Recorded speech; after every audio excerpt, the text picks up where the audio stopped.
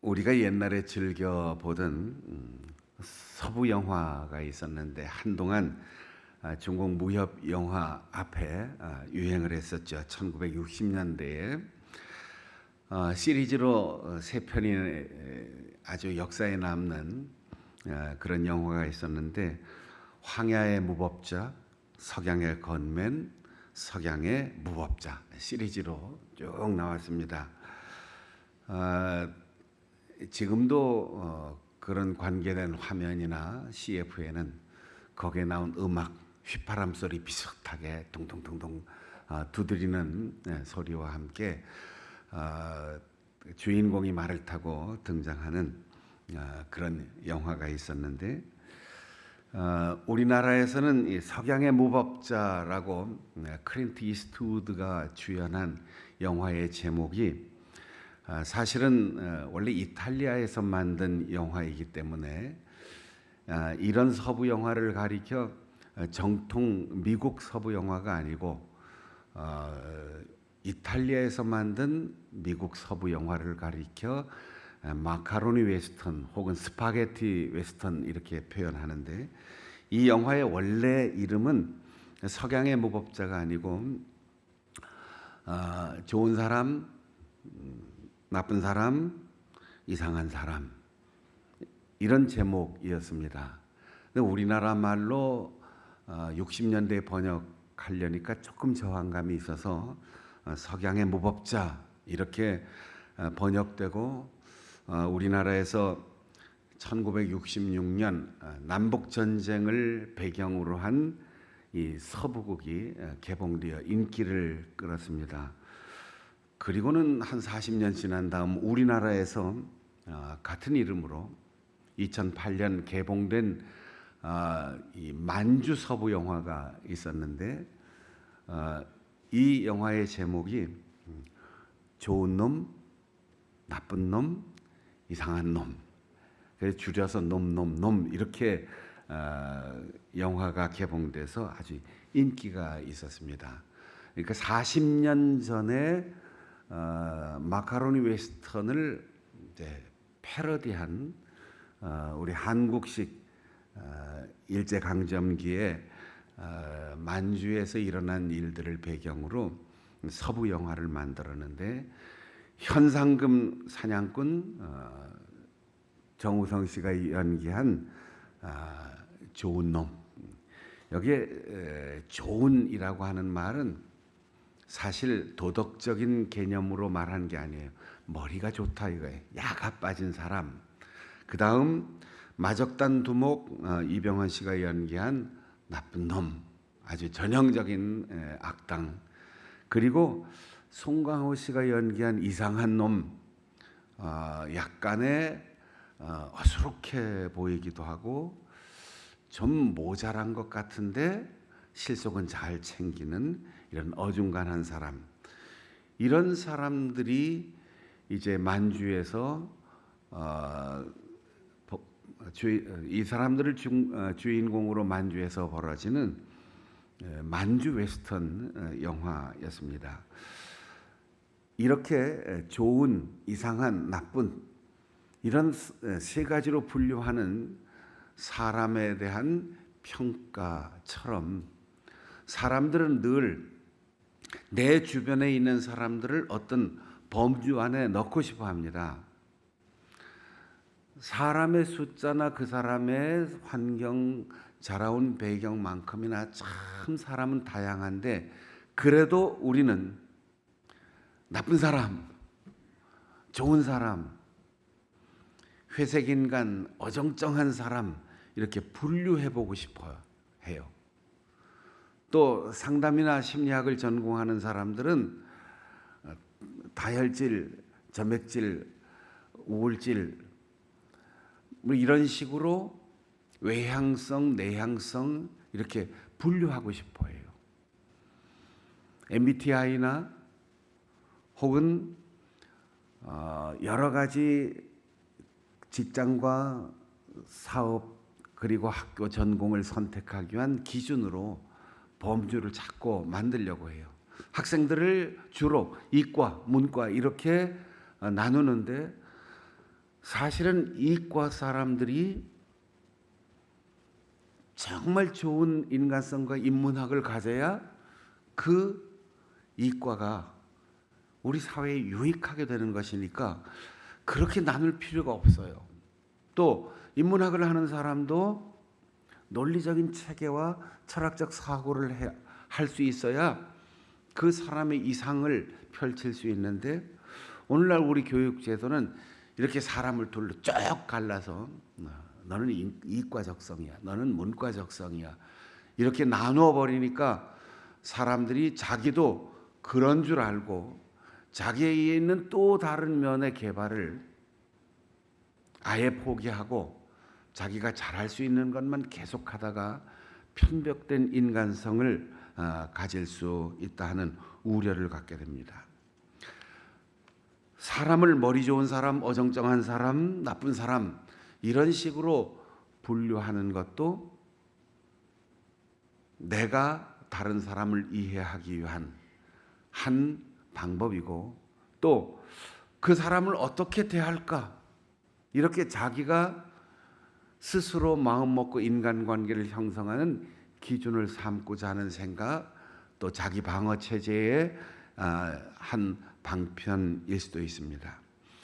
예수님이 가시는 곳, 그리고 제자들이 가는 곳에도 이렇게 다양한 사람들의 반응이 있었습니다. 예수님께서 공식적인 사역을 시작하면서 성령 충만하여 하나님 나라의 복음을 들고 제일 먼저 고향을 찾아가셨습니다. 익숙한 사람들, 익숙한 환경, 익숙한 얼굴들, 그리고 서로 잘 통하는 언어, 이런 사람들에게 하나님 나라의 복음을 전했던 것입니다. 여러분, 우리가 서울에서 쓰는 말들을 대략 표준어라고 하는데, 이건 또 서울 사람들 얘기죠. 표준어가 어디에 있습니까? 내가 쓰는 말이 표준어라고 다 생각하는 거죠. 저도 시골 출신이고 제 아내도 저 경상도 사람인데, 평소에 얘기하는 거 보면 표준말 비슷하게 얘기하다가 식구들 만나면 자기들 표준말이 나와요. 어릴 때의 동창들이나 친구들을 만나면 서울 표준말이 아니고 자기 표준말이 다 나오는데 어떨 때는 알아듣기가 어려울 때도 있습니다. 예수님이 가장 친근한 사람들에게 가서 이 중요한 복음을 그 지역 사람들과 똑같은 언어로 선포하시는데 예수님이 놀라셨습니다. 참 이상하다. 참 이상하다. 왜? 누구보다도 잘 알고 누구보다도 애정을 가지고 있고 누구보다도 먼저 일가 친척 형제 친구들에게 전하고 싶어서 고향을 찾아 복음을 전했는데 놀라운 일이 벌어졌습니다. 회당에 나가서 예수님께서 성경을 읽고 설교를 하고 또 그들에게 손을 얹고 치유의 기적을 베풀어 주셨는데 귀신이 쫓겨나가고 병든 자가 회복되는 놀라운 일이 일어났습니다.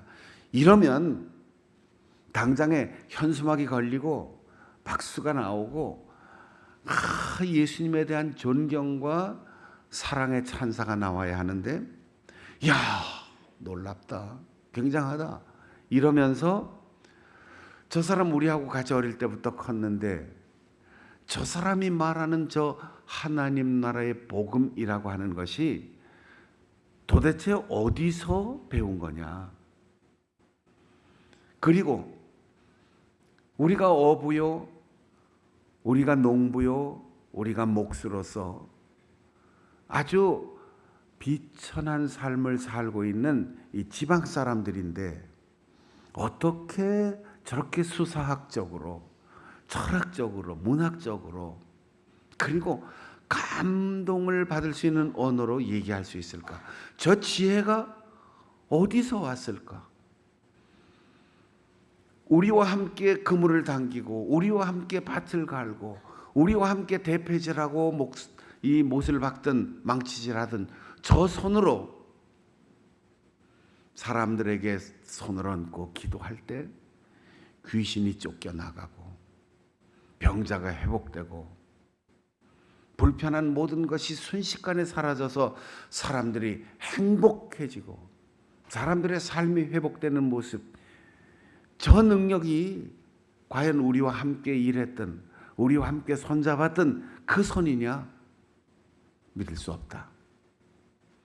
아무리 눈앞에 기적이 일어나고 아무리 그들이 듣는 언어가 진리로 가득해도 우리 저 사람 잘 아는데 우리하고 똑같은 환경에서 자랐고 그 부모님들이 다 우리 동네 사람이고 아버지 목수, 어머니 마리아 그리고 그 동생들 다 우리 동네 같이 사는데 믿을 수가 없다. 이렇게 부정적으로 반응하는 것을 보면서 예수님께서 참 이상하다, 놀랍다, 믿을 수밖에 없고 감탄할 수밖에 없는 이 환경에서 믿지 않고 비난하고 배척하는 저 사람들의 저 능력은, 저 부정적인 생각은 어떻게 어디서 오는 것일까? 예수님이 이상히 여기셨다 했는데 이 이상하다라는 말은 감탄한다라는 말의 부정적인 표현이에요.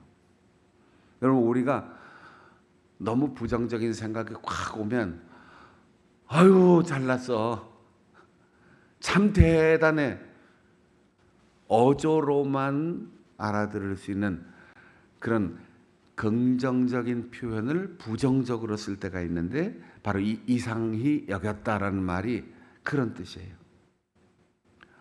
참 놀랍다, 대단한 능력이다. 어쩌면 이게 안 믿을 수가 있느냐? 어쩌면 하나님께서 주시는 그 선물을 거절할 수 있느냐? 어떻게 하면 이 놀라운 일을 보고도 감동하지 않고 마음속에 분노, 시기심이 일어날 수 있느냐? 놀랍다. 예수님을 누구보다도 잘 아는 고향 사람들이기 때문에 복음을 듣고도 그 복음의 진리를 모르는 사람들, 참 이상한 사람들이 있어요. 자기들 눈앞에 보이는데 그 보이는 것을 아니야, 꿈일 거야, 이 생시가 아니야, 이런 일이 있을 수 없어 애써 부정하고 무시하고 평가절하하는 사람들이 있어요. 나하고 가깝거든, 가깝기 때문에 남들이 칭찬하는데 아니야, 내가 옆에서 보니까 그렇지도 않아. 여러분, 항상 사람에게 배신감을 주는 이가 누구예요? 가장 가까운 사람입니다. 가장 가까운 사람에게서 부정적인 평가와 영향이 나타나요. 복음은 모든 믿는 자에게 구원을 주시는 하나님의 능력이라. 바울 사도가 로마 교회에 보내는 편지에서 이렇게 얘기했습니다. 사랑하는 여러분, 복음을 전해준 사람이 누구인지 상관없이 그 복음의 진리를 알고 진리를 믿으십시오.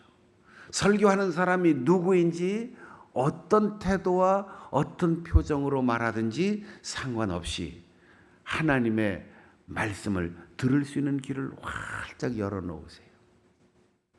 그 손이 무엇을 하는 손인지 어떻게 생긴 손인지 상관없이 하나님께서 그 손을 통하여 역사하시는 것을 믿고 기도하고 사모하십시오. 예수님의 고향 사람들처럼 제일 먼저 하나님의 은혜의 말씀을 들을 수 있는 그 특혜를 받은 사람들이 예수님께서 놀랄 만큼 부정적인 반응을 보였을 때 주님은 그곳에서 아무런 이적을 행할 수 없어서 다 돌아서고 다 등지고 다 떠나간 마지막에 남은 몇 사람에게만 안수하고 끝까지 있었던 몇 사람만 고침을 받았습니다. 대다수의 사람들은 다 복음의 진리를 듣고 은혜의 말씀을 듣고 하나님 나라의 기적을 목격했으면서도 그것을 자기의 것으로 받아들이지 못하고 돌아서고 말았습니다. 예수님께서 이상하다, 참 놀랍다, 이렇게 말씀하셨습니다. 사랑하는 여러분, 우리가 주님의 말씀을 읽고 듣고 설교를 듣고 예배할 때 끝나고 나서 아무런 변화 없이 잘 아는 것, 익숙한 것, 늘 그렇지 뭐, 이렇게 덤덤하게 떠난다면 우리는 참 이상한 사람일 거예요.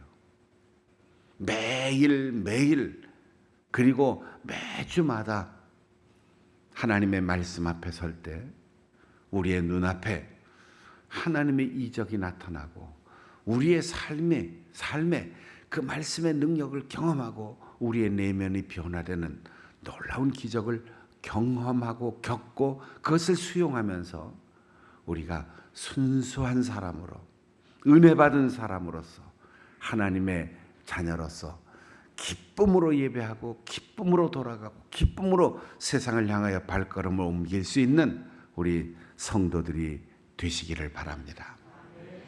예수님께서 고향을 떠나셨습니다. 그리고 제자들을 선택하셔서 그들을 돌씩 짝지어서 당신이 가시고자 하는 곳으로 먼저 파송하셨습니다. 베드로, 안드레 떠나라, 야고보, 요한 떠나라. 이 떠날 때에 그들에게 이렇게 말씀하셨습니다. 너희들이 복음을 전하기 위하여 하나님 나라를 선포하기 위하여 함께 떠나는데 지팡이만 들고 입은 옷만 그대로 입고 신은 신발 그것만 신고 나머지 여벌의 것을 준비하지 마라. 그냥 가라. 지팡이 2개 필요 없다. 신발 2켤레 필요 없다. 옷 2벌 필요 없다.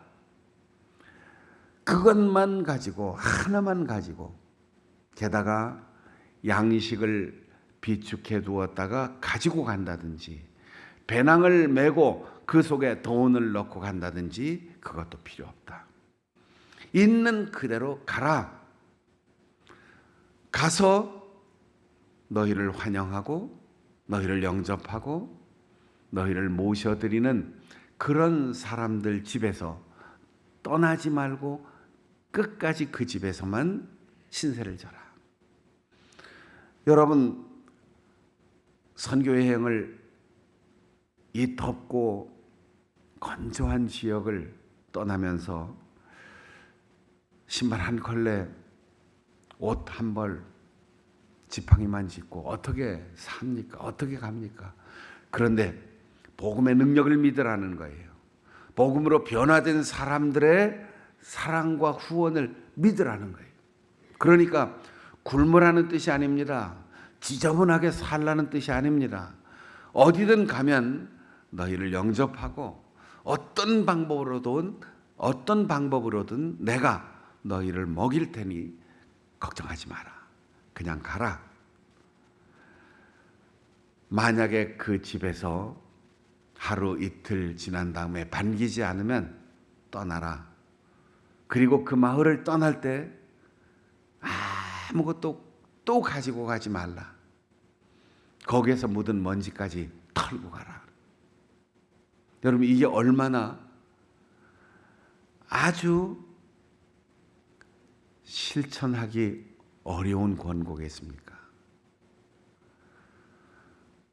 아무것도 가지지 말고 아무도 의지하지 말고 아무것도 얻어가지지 마라.